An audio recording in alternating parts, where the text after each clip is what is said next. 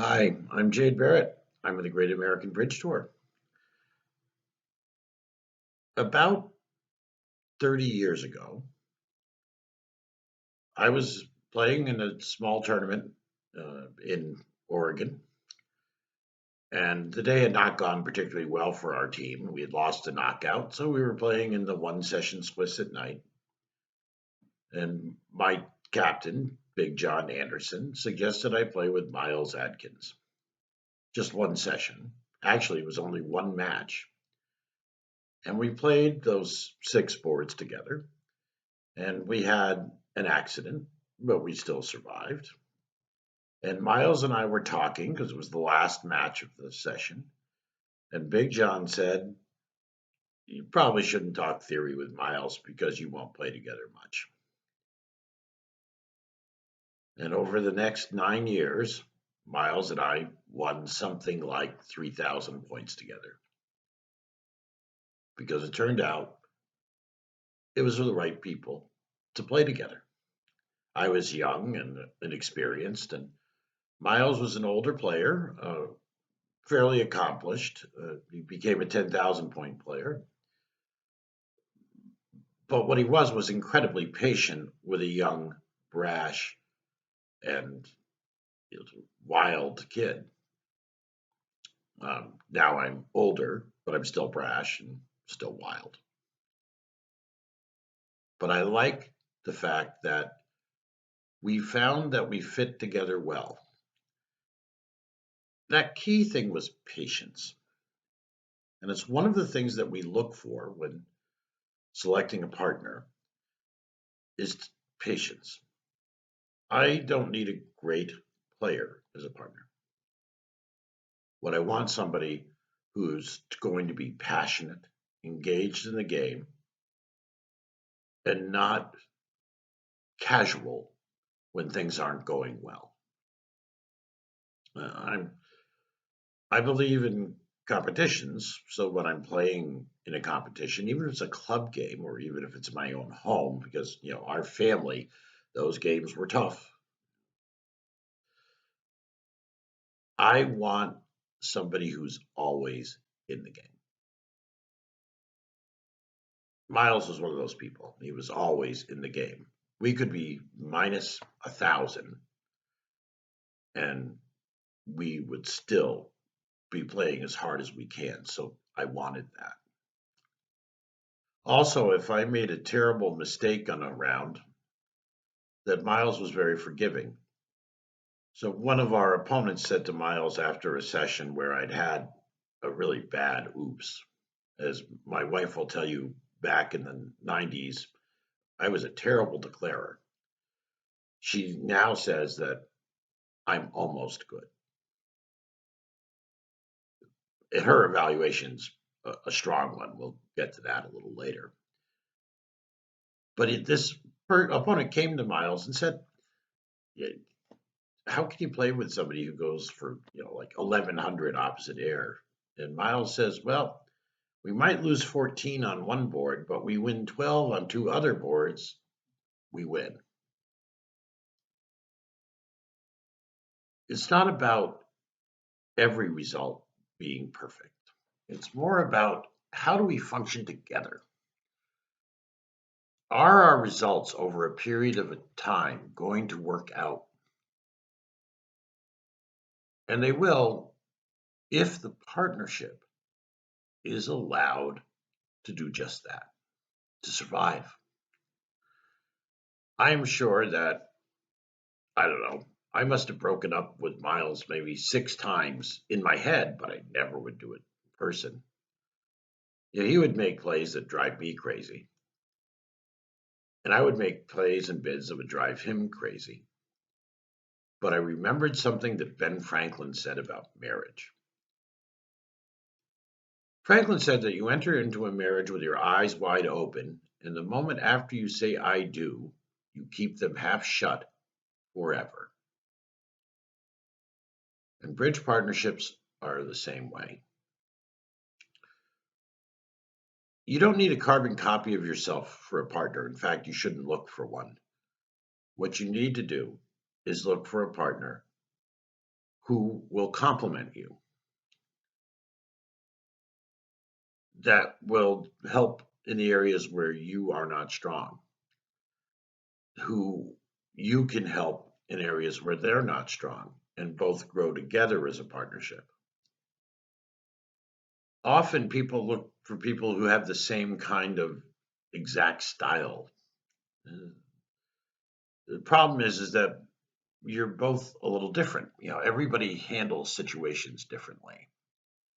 So in some cases, when you will do something and your partner will think it means something, he's thinking about what he would do with your hand as opposed to what you would do with your hand. So it requires empathy. And empathy means the truest sense that they are projecting on you what you would do. That's how we get to develop the sense of blind trust, blind faith. And that partner has to be capable of trusting you. The same that you have to be capable of trusting them. It's also helpful to have somebody that you'd like to go to dinner with, somebody who you would like to interact with. So I look for a couple of things when I'm first selecting a partner. Now, this process I've done a lot, not because I can't keep partners, but because I've worked with teams for so many years. I've coached something like 200 teams. And when partners aren't really working out, you have to do some partner therapy. Sometimes you have to have them break up and reform. There's some partnerships that just aren't built to last. It's hard, but it's pretty much the same way as any successful relationship. There have been a lot of bridge couples I've known over the years, literally, who stayed partnerships despite the fact they divorced. They could find a new spouse, but they couldn't find a better bridge partner. All of these things that help you pick partners can be through questions that you ask. It can be what your observations are, but sometimes it's just a feeling. I've known a lot of partnerships that started over, uh, you know, the partnership desk, and uh, sort of like the blind dates of bridge partnering. I've seen some very successful ones. I've seen ones that didn't work out so well. But some days, what you need is somebody to play with. So let's say that you have to go to the desk and you find 3 or 4 people. And the first question that I ask, if I'm looking for one, is certain bridge questions. Like, what's the worst suit you would open a week 2? Because that gives me a lot of insight into how they think about the game in general. So if they play disciplined week 2s, they tend to be more conservative. If they play undisciplined week 2s, it means not so much that they're wild, but that they're a little more flexible with their methods. In other words, they tend to bid a lot on offense, but when their partner opens a week 2, they tend not to bid as much because they're accustomed to um, week 2s where they don't have strong foundations. I ask about leads. I ask about carding. I ask what one no trump by them, 2 spades is by me, because that shows what an entire no trump structure is like how they get out in a minor. Those kind of conversations don't seem all that in depth, but they provide insight to how somebody thinks. Sometimes you say, well, I can live with this for a session. I did that a couple of times and I ended up living with it for a long time. But there were some partnerships where you knew that you really didn't want to do this again. I've had people who became teammates of mine that I can't really play with. Our styles are just a little similar enough that we have different perspectives on competitive situations, but they're teammates. I like having them as teammates. Just can't play with them. A shout out to one of my favorite partners, Jeff Roman, guy who is always passionate about the game, always polite to the opponents, very important to me, and always willing to look at me and say, "What the hell are you thinking?" and willing to hear the answer. The way that I stayed together with my partners, particularly with my wife Karen, who is a significantly better player than me when we first started. Um, she's won 3 North American championships and has the patience of a saint to continue to play with me over those years. But we recognize that we are two people with different styles that have a common goal. Our common goal is to solve the problem. I, I like to tell the story of Yogi Berra and that when you come to when you come to a fork in the road, take it. His wife would go left, he would go right, and they argued about which way was faster because they lived on the opposite end of a circle. Didn't matter which way you went. But there was a disagreement about this for many years. They got to the same point, but it could cause arguments. I might not like the way that she got there. She might not like the way I got there, but we got there. What we need to do is to make sure that we don't create some giant battle out of this style, keeping your eyes half shut. Other things that help in the partnership is discussions about hands that you've played should not be about assessing blame. I see that way too often. I don't even like going over boards with my team. The only purpose to going over a hand is to deal with a situation that may come up again. It is to cement your agreements. It is to recognize where something is a flaw in your system or whether there's a issue in your carding. It's not to say, well, we would have won if you hadn't played the King of Hearts. That's really destructive. I can't tell you how bad that is, actually. It's not so bad if I say to you, look, we would have won if I'd played the King of Hearts. Because that's being accountable. And in some partnerships, that's very important. There's some people, like I instantly apologize if I've screwed up a hand. Because I don't, I mean instantly, I mean like that second.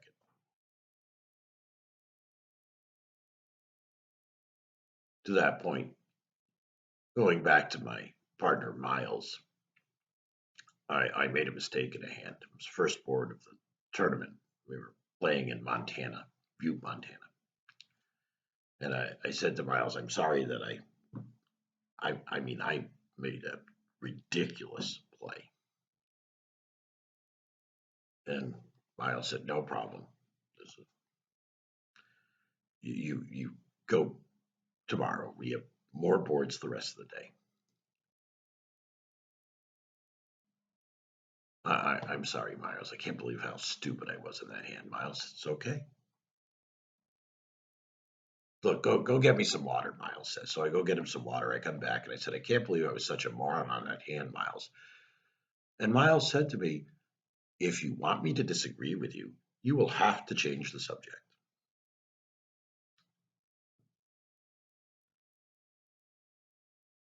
He had accepted what I had to say, and I had not allowed that acceptance. He was being a good partner, and I really wasn't being one because I wasn't listening to him. Partnerships have this problem in bidding and play a lot. Uh, Relationships have it too, where people are often, particularly those developing in the game, are waiting to talk as opposed to listening. That's a big problem. And it causes a great deal of agita in partnerships and their discussions. The way we keep partnerships are pretty much the way that we handle other things in life and relationships. We do petty kindnesses, and you know we get coffee, we offer them too. We go to get water, we get them too. We make the questions if they need something or they want something. We show up on time, and we play every board with all of the passion that we can. There's a sign that I have on one of the walls here that says, "You play, you think with your head, but you play with your heart." Uh, That's what a competitor is. That's what a partner is. And we always have to make sure that in our partnerships, the we pronoun is what happens. We want to play four hearts. We want to defend four hearts. We are successful. In comparisons in team games, if one of my pairs has a bad result, they'll come back and say, we had a bad result. We can figure out whose fault it was later if we need to. But really, what I want from all of you when you're looking for a partner, when you're looking and keeping a partner, is to always be engaged in the partnership while you're playing. You'll be much more successful and you'll be able to keep your partners a lot longer and healthier. Bridge players don't always keep their partnerships for life, and they often have different partnerships. And if they do, always remember who you're playing with, because sometimes my partner Bob plays differently than my partner Mary, despite the fact that we play the same system. Bob Solik, a good friend of mine and partner, once said to me after the first tournament we played, I said, "Well, what did you learn from this?" And he said, "I learned I'm the partner I hate. I don't watch systems. I don't remember carding. I don't remember systems. I don't watch the cards. I'm not listening, and I'm overbidding, and I'm not paying attention." He does a lot better now, and it was worth the investment in the partnership. Have a great day, and thanks for listening. GS Jade Barrett with a great American Bridge Tour.